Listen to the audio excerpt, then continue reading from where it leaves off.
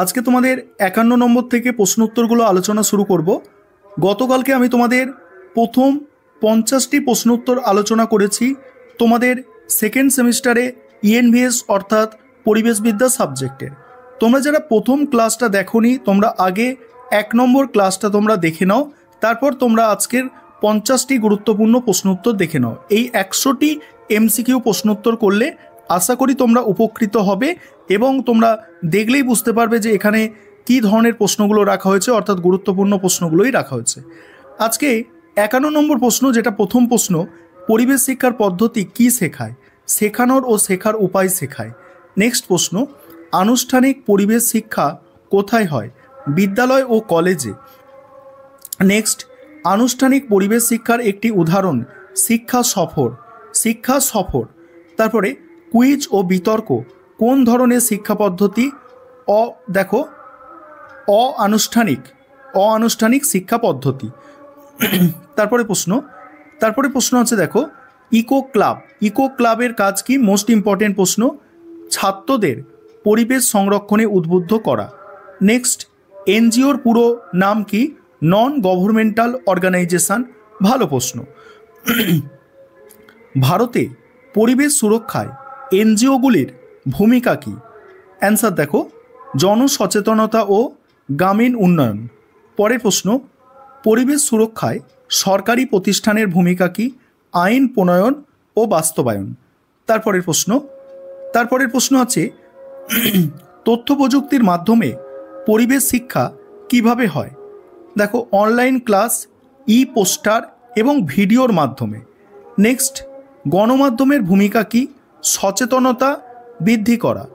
Next, পুনর্বাসন বলতে কি বোঝায়? বিপর্যস্ত মানুষকে নতুন স্থানে স্থাপন করা। পরের প্রশ্ন, পুনর্স্থাপন এর মূল উদ্দেশ্য কি? পুনর্স্থাপনের মূল উদ্দেশ্য হচ্ছে ক্ষতিগ্রস্ত জনগোষ্ঠীর পুনর্গঠন ও পুনর্জীবন। পরের প্রশ্ন উত্তর নিয়ে আলোচনা করব। তার আগে একটা বিষয় তোমাদের বলার আছে, তোমাদের জন্য স্টাডি মেটেরিয়াল তৈরি করা আছে। তোমরা যদি কেউ পিডিএফ নোটস কিনতে চাও, নিচে যে নম্বর দেখতে পাচ্ছ এই নম্বরে যোগাযোগ করতে পারো। দেখো, বিষ্ণুই আন্দোলন কোন রাজ্যে সংগঠিত হয়েছিল? রাজস্থানে হয়েছিল বিষ্ণুই আন্দোলন। নেক্সট, চিপকো আন্দোলনের মূল স্লোগান কি ছিল? গাছ বাঁচাও, জীবন বাঁচাও। নেক্সট, চিপকো আন্দোলনের একজন নেত্রী ছিলেন Sunderlal Bahuguna. Next, silent valley movement অর্থাৎ সাইলেন্ট ভ্যালি আন্দোলন কোথায় সংগঠিত হয়েছিল? কেরালাতে সংগঠিত হয়েছিল। পরের প্রশ্ন, সাইলেন্ট ভ্যালি আন্দোলনের মূল উদ্দেশ্য কি ছিল? একটি হাইড্রো প্রজেক্ট বন্ধ করা। তারপরে কি বলা হচ্ছে, দেখো বিগ ড্যাম মুভমেন্ট অর্থাৎ বৃহৎ বাঁধ আন্দোলন এর মূল লক্ষ্য কি? এর মূল লক্ষ্য হচ্ছে বাঁধের সামাজিক ও পরিবেশগত ক্ষতির প্রতিবাদ। তারপরে পরিবেশ নৈতিকতার মূল ভাবনা কি? মানুষ ও প্রকৃতি একে অপরের সহচর। নেক্সট প্রশ্ন, ইকো ফেমিনিজম বলতে কি বোঝায়? নারী ও প্রকৃতির সম্পর্ককে বোঝায়। তারপরে পরিবেশ সংরক্ষণে সংস্কৃতির ভূমিকা কি? ঐতিহ্যের মাধ্যমে পরিবেশ রক্ষার শিক্ষা। নেক্সট, দুর্যোগ বলতে কি বোঝায়? আকস্মিক ক্ষতি বা বিপর্যয়কে বোঝায়। ঝুঁকি বলতে কি বোঝায়? সম্ভাব্য ক্ষতির সম্ভাবনাকে বোঝায়। দুর্বলতা বলতে কি বোঝায়? দুর্যোগের ক্ষতিগ্রস্ত হওয়ার সম্ভাবনাকে বোঝায়। তারপরে প্রাকৃতিক দুর্যোগের মধ্যে কোনটি অন্তর্ভুক্ত নয়? দূষণ প্রাকৃতিক দুর্যোগের মধ্যে অন্তর্ভুক্ত নয়। নেক্সট, দেখো মিনারমাটা বিপর্যয় অর্থাৎ মিনারমাটা ডিজাস্টার কোন দেশে ঘটেছিল?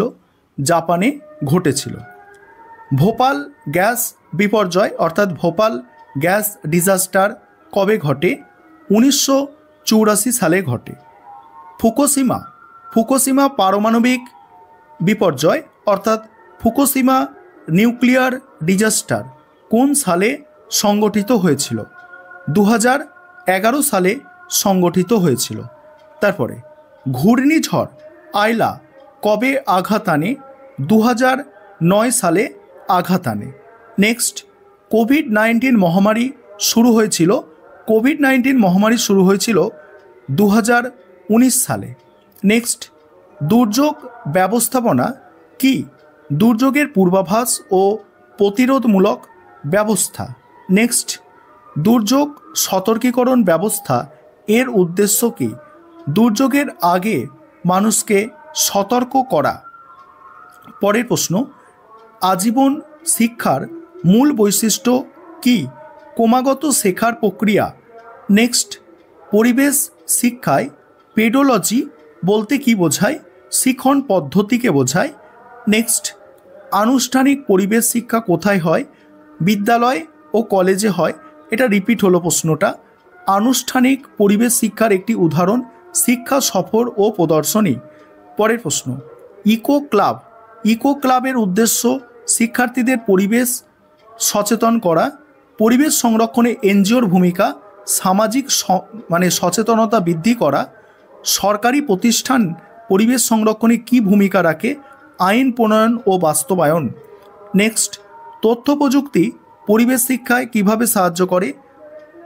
দেখো, ডিজিটাল সচেতনতা বৃদ্ধিতে। পরের প্রশ্ন, গণমাধ্যম পরিবেশ সচেতনতা ছড়ায় কিভাবে? সংবাদ ও প্রচারের মাধ্যমে। প্রিন্ট মিডিয়া কিভাবে পরিবেশ শিক্ষায় ভূমিকা রাখে? প্রিন্ট মিডিয়া পত্রিকা ও ম্যাগাজিন পরিবেশ বিষয়ক প্রতিবেদন প্রকাশ করে। পত্রিকা ও ম্যাগাজিনে পরিবেশ বিষয়ক প্রতিবেদন প্রকাশ করে। ইলেকট্রনিক মিডিয়ার উদাহরণ। ইলেকট্রনিক মিডিয়ার উদাহরণ রেডিও ও টেলিভিশন। তারপরে সামাজিক মাধ্যম কোন কাজে বেশি সহায়ক? দ্রুত সচেতনতা প্রচার। তারপরে পরিবেশ শিক্ষা কেন জরুরি? পরিবেশ সংরক্ষণ ও টেকসই উন্নয়নের জন্য। নেক্সট, পরিবেশ আইন বাস্তবায়নের প্রধান সমস্যা কি?